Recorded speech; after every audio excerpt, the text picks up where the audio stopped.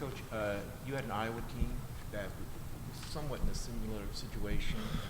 Yeah, we suffered a lot of injuries in that year. Luke Reck, our starting shooting guard, fractured his kneecap, and then a week later his backup blew his knee out. So we went with a walk-on the last couple of regular season games, and I think finished 7th or 8th in the league that year, and then went to Chicago and won 4 games in 4 days. So, and it happens. You know, it's going to be a daunting task, obviously, because this league is as good as it's been. So we're going to have to play very good basketball, and we know that. But the last 2 days, our guys have had really good enthusiasm, really good spirit to what they're doing. You know, I think kind of what they've had to deal with is you're 6 and 8, then it goes 6 and 9 and 6 and 10, and there's just no stop to it. And so now you're sitting there at 6 and 12, getting a reset button where it's 0 and 0 has given them a little bit of a shot in the arm that I've liked what I've seen the last 2 days in practice. Now we know we got to play awfully well. We're playing a team that's already beaten us twice and pretty soundly. They're averaging 85 points against us, so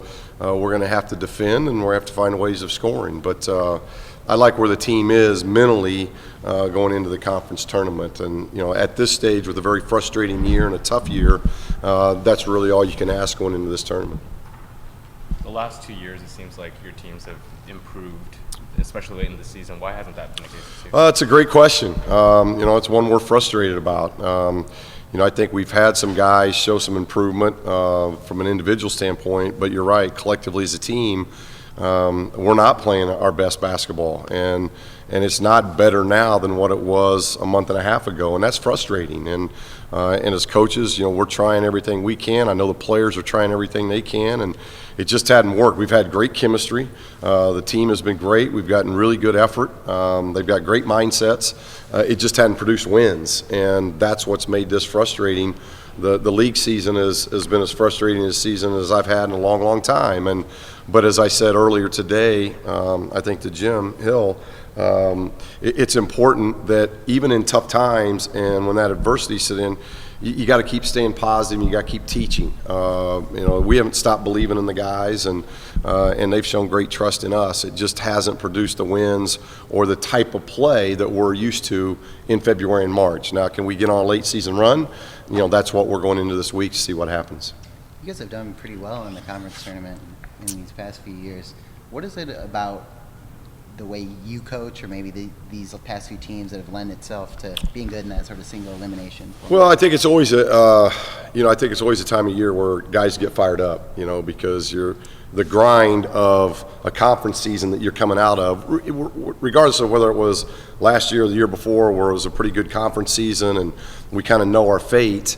There was a little bit of pressure going into us last year, but we've at least had winning seasons in league play. It's still a grind because you're fighting like crazy. I think we've had 5 or 6 games this year, starting with non-league, that have been decided by one possession. If those go the other way, you know, maybe the team's looking at a whole different mindset. But this has been a really big grind for the team mentally, losing 4 in a row. We haven't done that before. And, you know, so going into the tournament, we're not carrying any kind of momentum. 2 years ago, with our first team, we lost at Washington State. We were able to win the Pac-12 tournament. Last year, you know, going into the tournament, we knew we'd got 3 home games in a row. We won those 3. We had some momentum. We played pretty well, even with Kavan getting hurt. We played pretty well, and then played well in the NCAA tournament. So they're different scenarios, but I think as a former player, it's always good that you've gone through an 18-game schedule, a grind, and now you're just going to one place.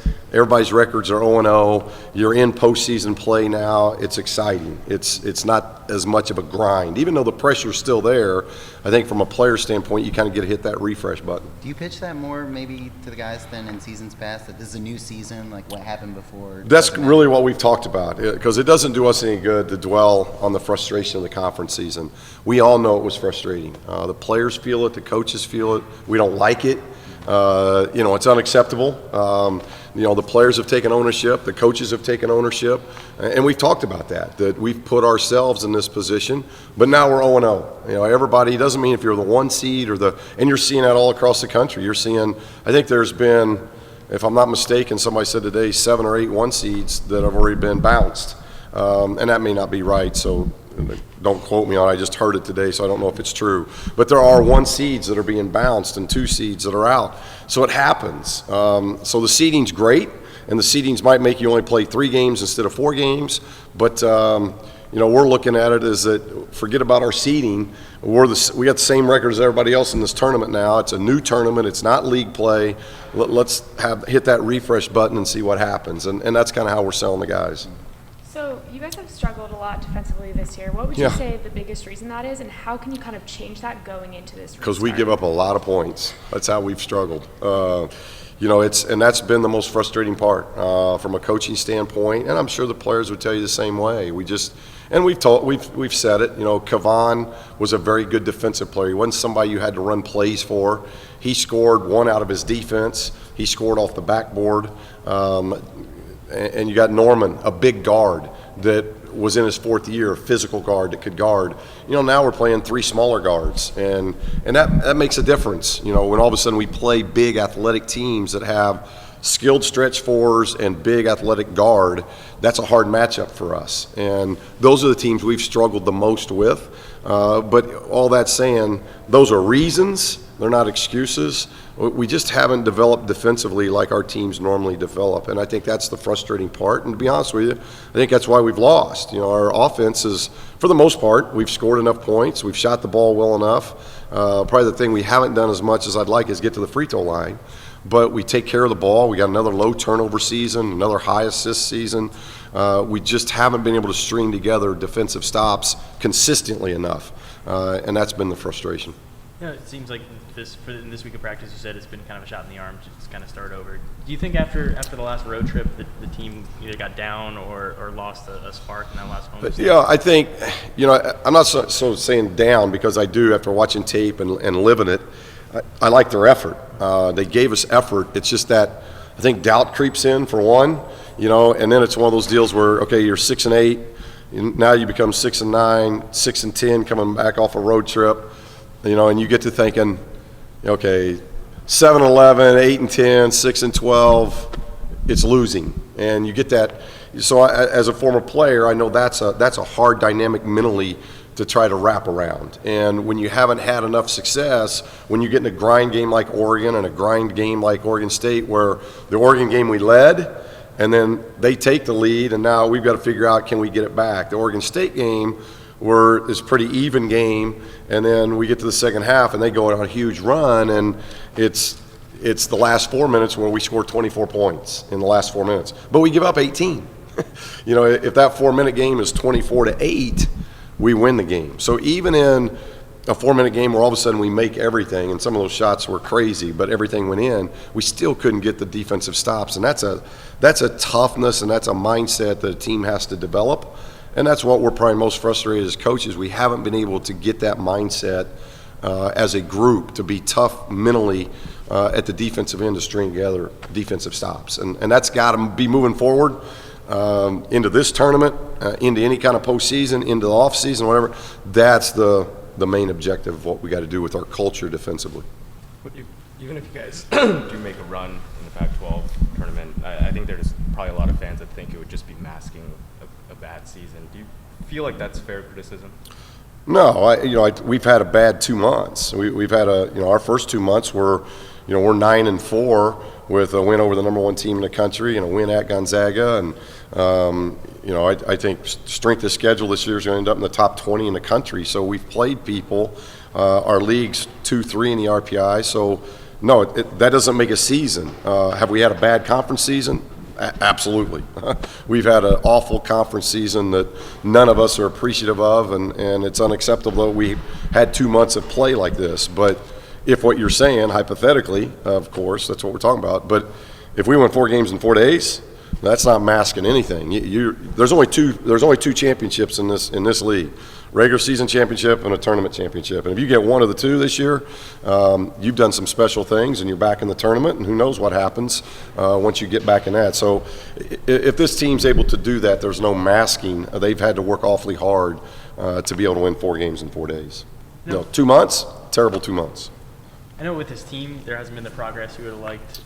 Do you see a program this year taking a step forward or backwards? Or Well, we'll have to evaluate that at the end of the year to see how things wrap up, Zach, obviously. But, we obviously haven't moved it forward in the last 2 months, and that's what's been frustrating. Now, are we excited about what's going to take place? Yeah, I'm excited about this tournament because I still believe in these guys, and I'm excited about what we got coming. What's going to hit this campus in June. There's a lot of excitement to that. So the last 2 months, the program has not moved forward. I would have said, if you asked me that question January 1, I think the program had moved forward. The last 2 months, no. The last 2 months, I can't stand here and say it's moved forward. It has not been a good 2 months. It's been a frustrating 2 months.